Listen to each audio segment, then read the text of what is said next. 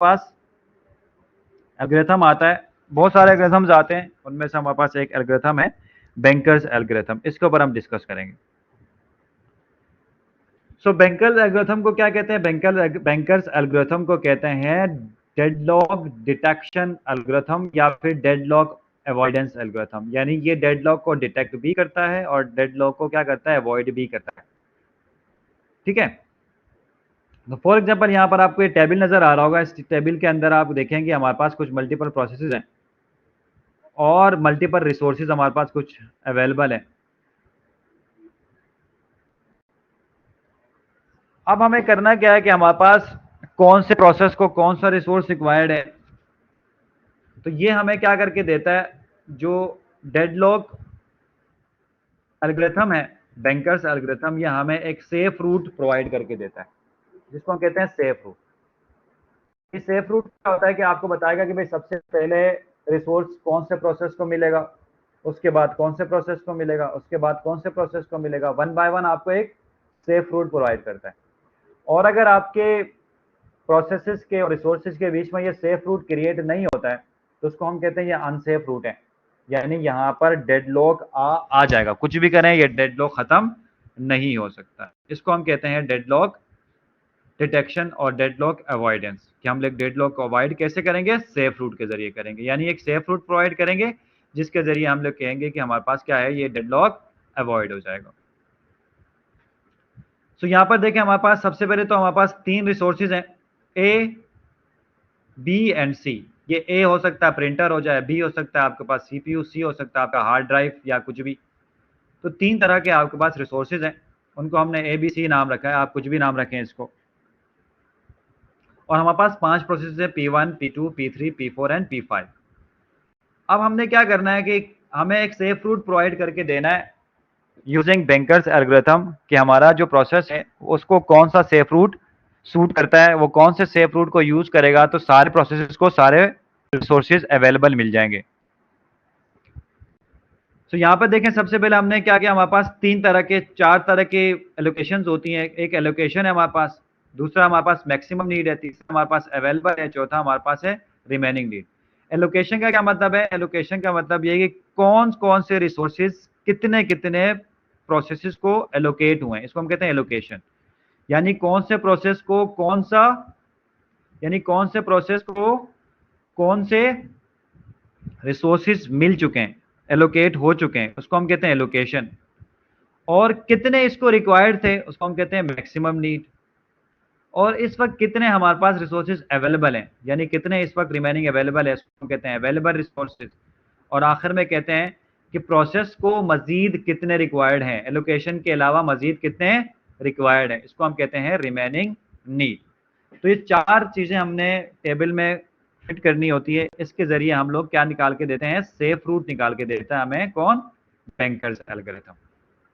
ठीक है, सो यहाँ पर देखें, सबसे पहला अगर आप थोड़ी देर के लिए इस टेबल को देखेंगे, हमारे पास प्रोसेस नंबर 1 है, प्रोसेस 2 है, प्रोसेस 3 है, प्रोसेस 4 है एंड प्रोसेस 5 है। टोटल प्रोसेसेस 5 है और रिसोर्सेज 3 है, first resource A, B and सी।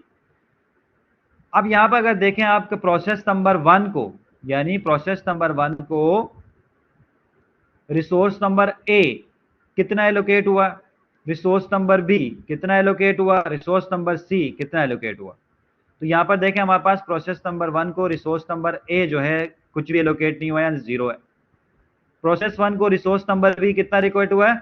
एक रिसोर्स एलोकेट हुआ। और प्रोसेस नंबर 1 को रिसोर्स नंबर बी कितना एलोकेट हुआ? ये भी हमारे पास क्या? 0 एलोकेट हुआ, यानी कोई एलोकेशन इसकी नहीं हुई। इस तरफ प्रोसेस नंबर 2 को देखेंगे, प्रोसेस नंबर 2 को रिसोर्स नंबर ए के 2 इंस्टेंस एलोकेट हुए हैं, बी और सी का कोई भी एलोकेट नहीं हुआ।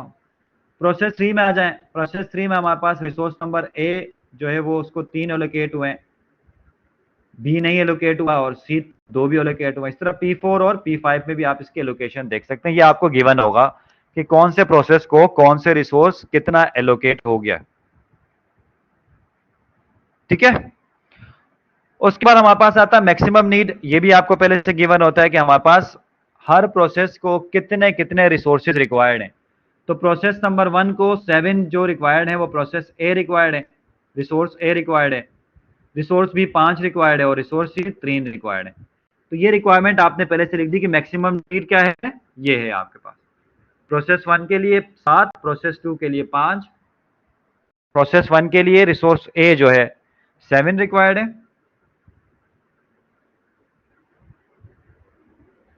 रिसोर्स बी 5 रिक्वायर्ड है, रिसोर्स 3 रिक्वायर्ड है। टोटल इतने रिक्वायर्ड है, इतने लोकेट हुए हैं हमारे पास। इस तरह P2 के लिए अलग मैक्सिमम रिक्वायरमेंट है, P3 की अलग मैक्सिमम रिक्वायरमेंट है, P4 की अलग मैक्सिमम रिक्वायरमेंट है, P5 की अलग मैक्सिमम रिक्वायरमेंट है। हर एक प्रोसेस की अपनी अपनी मैक्सिमम रिक्वायरमेंट्स है यहाँ पर। अब यहाँ पर हमें निकालना है कि अवेलेबल कितने हैं इस वक्त और रिमेनिंग नीड कितनी है। ये आसानी से निकल जाएगा। अवेलेबल कैसे निकलेगा, आप एलोकेशन में से माइनस कर देंगे टोटल एलोकेशन, टोटल में से एलोकेशन माइनस करेंगे तो क्या आएगा, अवेलेबल आएगा। सिंपल है कि भाई टोटल आपके पास रिसोर्स ए 10 थे और कितने रिसोर्सेज एलोकेट हुए हैं, उसमें से माइनस करेंगे तो हमारे पास क्या आ जाएगा, रिसोर्स आ जाएगा कि हमारे पास ये इतने रिसोर्स अवेलेबल है। तो फॉर एग्जांपल जरा अगर मैं देखना चाहूं कि रिसोर्स नंबर ए जो है उसकी टोटल एलोकेशन कितनी हुई है, इसको प्लस करेंगे। 2 2 प्लस 3 5 5 प्लस 2 कितने, 7। तो टोटल हमारे पास कितने हैं, 7 टोटल एलोकेट हो चुका है। रिसोर्स नंबर बी को काउंट करेंगे तो रिसोर्स नंबर बी टोटल कितना एलोकेट हुआ है, 2 एलोकेट हुआ। रिसोर्स नंबर 3 को कैलकुलेट करें, 2 प्लस 1 प्लस 2 5, टोटल 5 एलोकेट हुआ। तो टोटल एलोकेशन यहां पर आ गई हमारे पास हर रिसोर्स की, कि रिसोर्स नंबर 1 इतना एलोकेट हुआ था, रिसोर्स नंबर 2 2 एलोकेट हुआ और रिसोर्स नंबर 3 जो है वो 5 एलोकेट हुआ है। अब टोटल में से इसको माइनस करेंगे तो हमारे पास क्या आ जाएगा, अवेलेबल आ जाएगा। टोटल क्या है 10, रिसोर्स नंबर पे टोटल कितने थे हमारे पास 10, एलोकेट हमने कितने किए 7, तो बचे कितने हैं 3, तो देखें यहां पर 3 आ गया। रिसोर्स नंबर बी जो है टोटल कितना था 5, एलोकेट कितना हुआ 2, तो कितना बचेगा 3। रिसोर्स नंबर सी टोटल हमारे पास 7 है, एलोकेट कितना हुआ है 5 एलोकेट हुआ, तो बचा कितना 2, तो टोटल हमारे पास क्या हो गया, ये अवेलेबल यहां पर आ गया। ठीक है, अवेलेबिलिटी समझ आ गई आपको कि अवेलेबिलिटी हमने किस तरह निकाली, टोटल में से हमने माइनस कर दिया एलोकेशन को, तो हमारे पास टोटल अवेलेबल आ जाएगा। अब बारी आती है रिमेनिंग नीड की। अब रिमेनिंग नीड कैसे निकालेंगे, रिमेनिंग नीड सिंपल है कि टोटल कितने रिक्वायर्ड, मैक्सिमम कितने रिक्वायर्ड थे और आपने कितने एलोकेट किए, उसको माइनस करेंगे तो हमारे पास क्या आ जाएगा, रिमेनिंग नीड आ जाएगा। ऐसा या नहीं, टोटल यानी फॉर एग्जांपल एक प्रोसेस को इतने रिक्वायर्ड थे, हमने इतने एलोकेट किए, तो बचे कितने, वो रिमेनिंग हो गया, सिंपल है। तो अब इसको माइनस करें जरा, 7 को 0 से माइनस करेंगे तो क्या आएगा 7, यानी 7 रिक्वायर्ड है। 5 रिक्वायर्ड थे, 1 ऑलरेडी एलोकेट किया, तो कितने रिक्वायर्ड है 4 मजीद रिक्वायर्ड है। 3 रिक्वायर्ड थे, कुछ भी एलोकेट नहीं किया, यानी सी को 3 रिक्वायर्ड थे, 3 में से 3 में से माइनस 0 करेंगे तो क्या हो जाएगा 3 आ जाएगा आपके पास। ये हो गया आपके पास क्या, रिमेनिंग नीड। अब प्रोसेस नंबर 2 की रिमेनिंग नीड निकालें। प्रोसेस नंबर 2 की रिमेनिंग नीड निकालने के लिए क्या करेंगे, आप 3 में से 2 को माइनस करेंगे, क्या आ जाएगा 1, 2 में से 0 माइनस करेंगे 0, 2 और ये 2, तो आपके पास क्या हो गया, यहां पर मैक्सिमम नीड में से हमने क्या कर दिया, एलोकेशन को माइनस किया, तो हमारे पास क्या आ गया, रिमेनिंग नीड आ गया। मैक्सिमम नीड ये है, उसमें से रिमेनिंग को माइनस करेंगे तो क्या आ जाएगा यहां पर 6, फिर 0 0, ये कैसा आ गया, 9 में से 3 माइनस किया 6 बचा, 0 में से 0 माइनस किया 0 बचा, 2 में से 2 माइनस किया 0 आ गया। इसी तरह यहां पर देखें, इसको माइनस कर दें, 4 में से 2 माइनस किया क्या 2 आएगा, 2 में से 1 को माइनस करेंगे 1 और 2 में से 1 को माइनस करेंगे 1, तो ये हमारे पास आ गया रिमेनिंग नीड। इसी तरह यहां पर ये रिमेनिंग नीड देख लेंगे, 5 में से 0 माइनस करेंगे क्या आएगा 5, 3 में से 0 माइनस करेंगे क्या आ गया 3, 3 में से 2 माइनस करेंगे हमारे पास क्या आएगा 2, तो टोटल हमारे पास क्या आ गया, इस तरह आपका रिमेनिंग भी आ गया यहां पर कि रिमेनिंग हमारे पास कितना आता है, 3 माइनस 1, यहां पर 1 आएगा ना, तो ये 3 माइनस 2 1 आ जाएगा। तो ये हमने क्या किया यहाँ पर, सबसे पहले काम तो हमने ये किया कि हमने स्टार्टिंग में मैक्सिमम नीड को निकाला, उसमें से रिमेनिंग नीड निकाल दी और एलोकेशन से हमने अवेलेबल निकाल दिया। ठीक है, यहां तक समझ आ गया?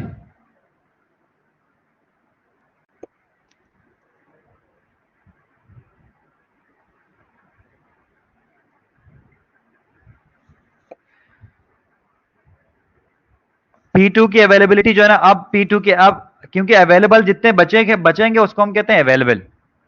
अब P2 की अवेलेबिलिटी अब निकालेंगे हम लोग। ठीक है, यानी हमने स्टार्टिंग में सिर्फ ये किया कि सिर्फ एलोकेशन में से माइनस कर दिया टोटल को, तो हमारे पास क्या हो गया, एलोकेशन आ गया।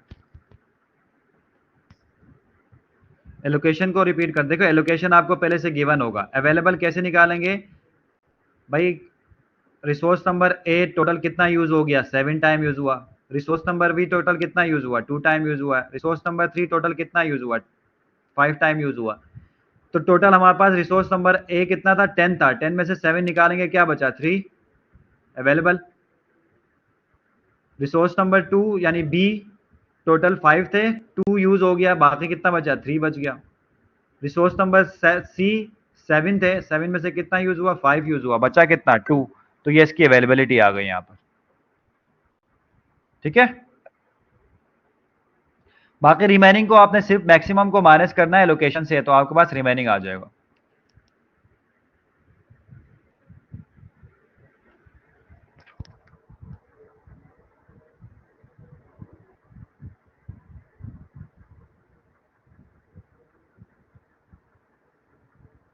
ठीक है, समझ आ गया?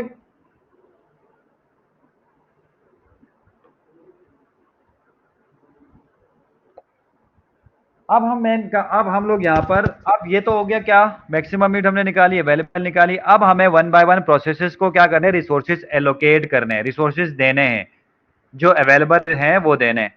तो फॉर एग्जांपल हम प्रोसेस अगर 1 से स्टार्ट करते हैं, तो प्रोसेस 1 से अगर हम स्टार्ट करेंगे तो देखें प्रोसेस 1 को रिसोर्स ए कितना रिक्वायर्ड है, 7, लेकिन हमारे पास अवेलेबल कितना है, 3।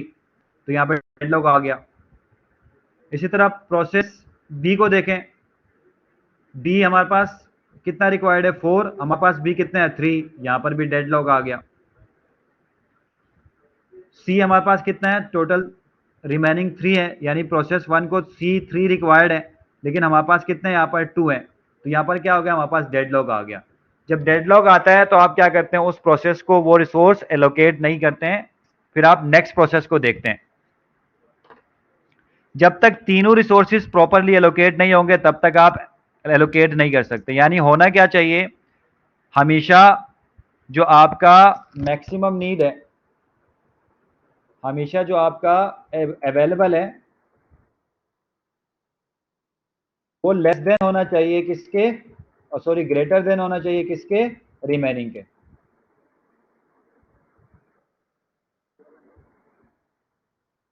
अब जाके आप प्रोसेस को क्या कर सकते हैं, एग्जीक्यूट कर सकते हैं, वरना आप इसको एग्जीक्यूट नहीं कर सकते। अगर फॉर एग्जांपल कभी ऐसा होता ही नहीं है कि भाई अवेलेबल कभी भी ग्रेटर रिमेनिंग के होता ही नहीं है, तो इसको हम कहते हैं यहाँ पर डेडलॉक आ गए, यहाँ पर सेफ रूट नहीं है, आपके पास कोई सेफ रूट नहीं है। तो इसलिए हमें देखना पड़ता है। तो सबसे पहले हमने देखा प्रोसेस नंबर 1 को और अवेलेबल को, तो यहां पर क्या है, अवेलेबल रिमेनिंग से छोटा नहीं है, बड़ा नहीं है, तो हम क्या करेंगे, इसको रिसोर्स एलोकेट नहीं कर सकते। इसलिए हम देखेंगे नेक्स्ट प्रोसेस को, क्या प्रोसेस नंबर 2 छोटा है अवेलेबल से, यस छोटा है। देखें आपके पास अगर ए को देखें, A1 है हमारे पास 3 अवेलेबल है, B2 है हमारे पास 3 अवेलेबल है, फिर भी दे सकते हैं। C2 है हमारे पास 2 अवेलेबल है, तो हम इनको क्या कर सकते हैं, एलोकेट कर सकते हैं। तो इसलिए हम क्या कहेंगे, अब हम P2 को एलोकेट कर रहे हैं, तो सबसे पहले सेफ रूट में क्या आएगा, सेफ रूट में आपका आएगा P2। ठीक है, सबसे पहले सेफ रूट में क्या आएगा, P2 आएगा, यानी सबसे पहले P2 को एलोकेट हो जाएंगे। सबसे पहले किसको एलोकेट होंगे, P2 एलोकेट हो जाएगा। जब P2 एलोकेट हो गया, इसको हमने कलर कर दिया, फॉर एग्जांपल भाई सबसे पहले P2 एलोकेट हो गया, हमने ग्रीन कर दिया, ये P2 एलोकेट हो जाएगा। अब आप मुझे बताएं P2 एलोकेट जैसी हो गया, हो जाएगा, उसके बाद क्या होगा, जैसी P2 एलोकेट हो जाएगा रिसोर्सेज मिल जाएंगे तो P2 क्या हो जाएगा, एग्जीक्यूट हो जाएगा। और जब P2 एग्जीक्यूट होगा तो क्या होगा, जो P2 ने ऑलरेडी एलोकेट हुआ था वो भी रिलीज कर देगा। यानी P2 ने ऑलरेडी रिसोर्स नंबर ए को एलोकेट करके रखा था, अब P2 को हम बाकी भी दे रहे हैं तो क्या हो जाएगा, ये एग्जीक्यूट हो जाएगा। और जब एग्जीक्यूट हो जाएगा तो क्या होगा, जो एलोकेट हुए थे वो भी फ्री हो जाएंगे। ऐसा ही है। तो अब देखें यहां पर हमारे पास क्या थे, पहले से हमारे पास रिसोर्स 3 है। P2 ने कितना एलोकेट किया था, 2 एलोकेट किया था। तो 3 और जमा 3 + 2 क्या हो जाएगा, 5। तो हमारे पास अब कितने हो गए, 5 हो गए। बाकी क्या है, बाकी एलोकेट किया ही नहीं है, तो बाकी एलोकेट नहीं किया तो जो बचे हैं वही आपके पास क्या हो जाएंगे, रिमेनिंग में हो जाएंगे। तो ये अवेलेबल हो गए। ठीक है। तो सब हुआ क्या कि P2 जब हमने एलोकेट किया, P2 को हमने जब प्रोसेस किया तो P2 ने ऑलरेडी रिसोर्स नंबर ए के 2 इंस्टेंसेस को एलोकेट किया था और 3 इंस्टेंसेस मजीद एलोकेट किए, तो एग्जीक्यूट हो गया। तो टोटल कितने हुए, 5। तो 5 हमारे पास क्या है, टोटल अवेलेबल। बाकी तो एलोकेशन की नहीं थी हमने, तो एलोकेशन बाकी आएगा ही नहीं यहां पर, तो ये 3 2 वैसे के वैसे आ जाएगा। ठीक है। उसके बाद अब दोबारा P3 को देखेंगे हम, अब 1 बाय 1 देखेंगे। क्या P3 इस वक्त एलोकेट कर सकते हैं हम लोग, यानी प्रोसेस कर सकते हैं?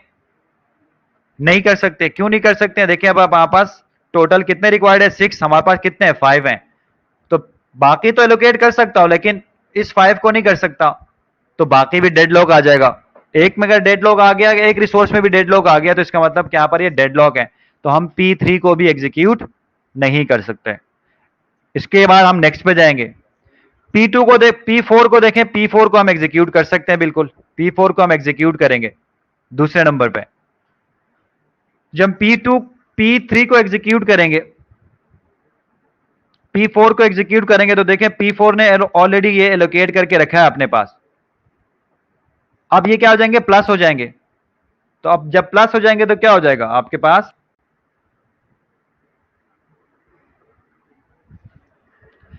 P रिसोर्स 5, रिसोर्स ए जो है 5 थे हमारे पास, अब ये 2 रिलीज हो जाएंगे, तो 5 2 प्लस कितना हो जाएगा, 7। रिसोर्स नंबर बी जो है 3 था, हमारे पास 1 रिलीज हो गया, ये भी तो कितना हो गया, 4। प्रोसेस नंबर सी, यानी रिसोर्स नंबर सी ऑलरेडी हमारे पास कितने थे, 2 थे, यहां से 1 मिल गया, कितना हो गया, 3 हो गया। तो हमारे पास क्या हो गया, ये रिसोर्स नया रिसोर्स आ गया हमारे पास।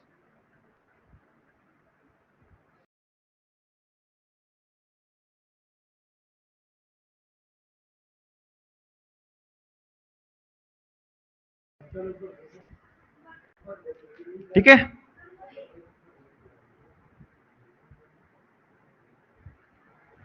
समझ आ रहा है ना ये बेटा आप लोगों को, किसी को समझ नहीं आ रहा हो इसमें से? मैं एक दफा करवा देता हूं, उसके बाद अगर समझ नहीं आया तो पूछ लीजिएगा, एक दफा और रिपीट कर लेंगे। सो यहां पर प्रोसेस नंबर 4 भी हमने क्या किया, एग्जीक्यूट कर दिया, तो जो प्रोसेस नंबर 4 को एलोकेट हुए थे वो भी रिलीज हो जाएंगे। उसके बाद प्रोसेस नंबर 5 पे आ जाएंगे। क्या प्रोसेस नंबर 5 को एलोकेट कर सकते हैं? यस कर सकते हैं, क्योंकि ये 5 है, ये 7 है, ये 3 है, ये 4 है, ये 1 है और ये 3 है, यानी ये आसानी से हम क्या कर सकते हैं, इनको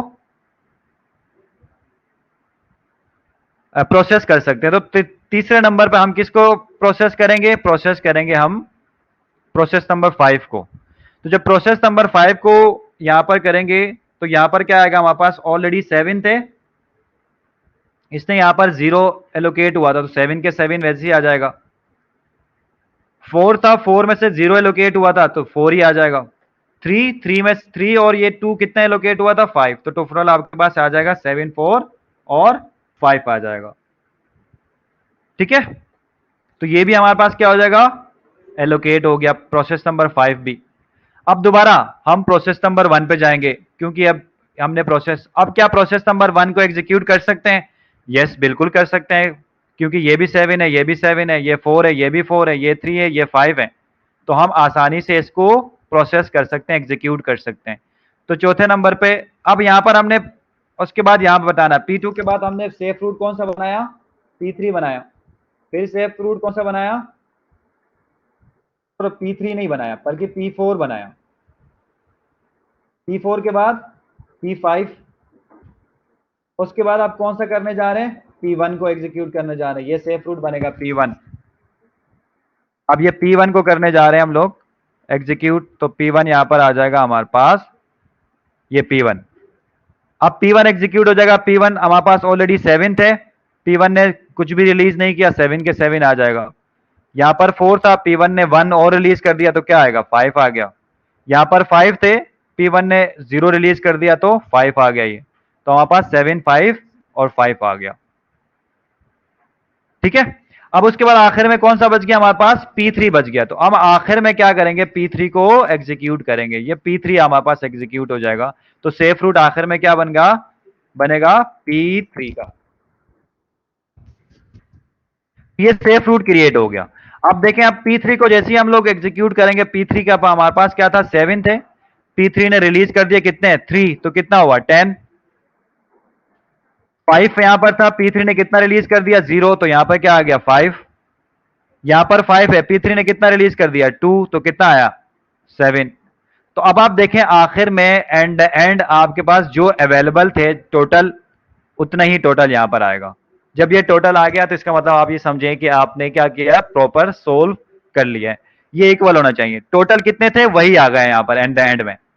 क्यों टोटल सेम टू सेम आ गया, क्योंकि जितने प्रोसेसेस थे सबके सब क्या हो गया, एग्जीक्यूट हो गया, सेफ रूट क्रिएट हो गया। अगर सेफ रूट नहीं क्रिएट होता तो ये सेफ रूट हमारे पास नहीं आता। अब ये सेफ रूट नहीं आएगा, इसका क्या मतलब है, इसका मतलब ये है कि आपके पास क्या नहीं है,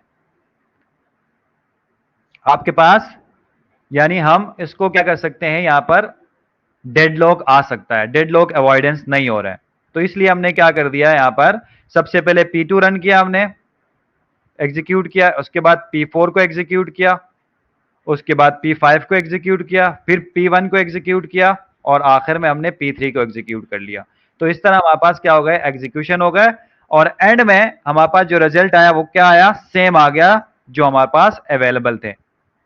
जब ये सेम आ जाए इसका मतलब ये समझें कि आपने क्या कर दिया, एक सेफ रूट क्रिएट कर दिया और आपके पास टोटल अब अवेलेबल है।